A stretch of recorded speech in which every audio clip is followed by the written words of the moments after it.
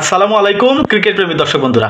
Bangladesh cricket team test সিরিজও পাকিস্তানকে white wash করছে, series জিতেছে এবং ইতিহাসের পাতায় নতুন করে নাম লিখেছে। 137 বছরের পুরনো রেকর্ড ভেঙেছে। সব কিছুই ঠিক আছে, কিন্তু বাংলাদেশের এই সিরিজ জয় কিংবা পাকিস্তানকে এই যে হোয়াইট ওয়াশ করেছে, সে কারণে দুইজন ব্যক্তির কিন্তু লাভ হয়ে গেছে।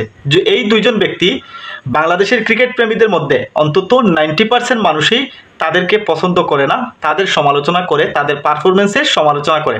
অর্থাৎ দল যখন খারাপ করে তখন প্রায় সময়ই এদের ওপরে গিয়েই আসলে দোষটা বর্তায়। একজন হচ্ছেন বাংলাদেশের প্রধান কোচ চন্ডিকা হাথুরুসিংহে, যার সমালোচনা করে আমি নিজেও ভিডিও তৈরি করেছি এবং তাকে বাংলাদেশের কোচিং স্টাফ থেকে অপসারণের জন্য অনেক সমালোচনা করেছি। দ্বিতীয়জন হচ্ছে নাজমুল হোসেন শান্ত, যিনি বর্তমানে বাংলাদেশের 3 ফরম্যাটেই ক্যাপ্টেন্সি করছেন, ক্যাপ্টেন হিসেবে আছেন এবং ক্যাপ্টেন্সি পালন করা অবস্থায় তার ব্যাটে ভালো পারফরমেন্স হচ্ছে না। দলের জন্য ব্যাটিং দিয়ে তিনি কোনো অবদান রাখতে পারছেন না, যার জন্য বাংলাদেশের 90% ক্রিকেটের দর্শকই কিন্তু তার সমালোচনা করছে এবং তাকে ক্যাপ্টেন্সি থেকে বাদ দেবার জন্য সমালোচনা করেই যাচ্ছে। এখন পাকিস্তানের বিপক্ষে এই সিরিজ জয় এবং পাকিস্তানের মতো দলকে তাদের মাটিতে হোয়াইট ওয়াশ করে সিরিজ জয়, এটা কম বড় বিষয় নয়, যেখানে সবাই ভালো পারফরমেন্স করেছে। যদিও নাজমুল হোসেন শান্ত ব্যাটিংয়ে কোনো অবদান রাখতে পারেননি। দ্বিতীয় ইনিংসে তিনি কিছুটা রান করেছেন, প্রথম ইনিংসেও ব্যর্থ ছিলেন এবং দ্বিতীয় টেস্টের প্রথম ইনিংসেও তিনি ব্যর্থ ছিলেন। এখন একটা প্রশ্ন আসতে পারে যে তিনি ব্যাটিংয়ে ভালো পারফরমেন্স করছেন না, কিন্তু তার যে ক্যাপ্টেন্সি, তার যে ক্রিকেটীয় মাইন্ড, সেটা কাজে লাগিয়ে তার যদি 3 ফরম্যাটের ক্যাপ্টেন্সি বিবেচনা করা যায় তাহলে বর্তমানে তিনি সফল।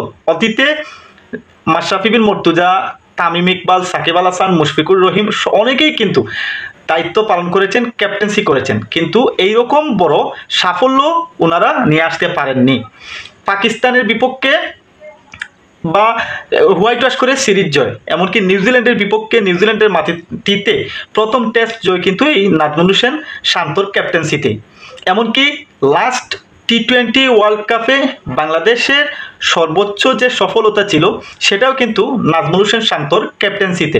যদিও নাজমুল হোসেন শান্ত তিনি ভালো পারফরমেন্স করতে পারেননি, এমনকি ওয়ানডে সিরিজেও নাজমুল হোসেন শান্তর অধিনায়কত্বে ক্যাপ্টেন্সিতে বাংলাদেশ দল ভালো করেছে। এদিক থেকে কিন্তু সে এভারেজ, তাকে অবশ্যই আপনি সফলতা দিতে হবে এবং এই যে তার পারফরমেন্সের কারণে তাকে দল থেকে অপসারণ করার জন্য যে হাইপ উঠেছিল সেটা কিন্তু হয়তো এই নতুন ক্রিকেট বোর্ড বা প্রধানের মাধ্যমে সম্ভব হয়ে যেত, কিন্তু এই যে পাকিস্তানের সিরিজ হোয়াইট ওয়াশ করে জয়ের কারণে সেই বিষয়টা এখন চাপা পড়ে যাবে। দ্বিতীয়ত হচ্ছে কোচ হাথুরুসিংহের আমলে বাংলাদেশ আসলেই কিন্তু ভালো করে। যখন 2015 সালে পাকিস্তান ভারতকে বাংলাদেশের মাটিতে দবল দুলাই করেছিল, সাউথ আফ্রিকাকে দবল তুলা করেছিল, তখনও কিন্তু কোচ চন্ডিকা হাথুরুসিংহে ছিলেন।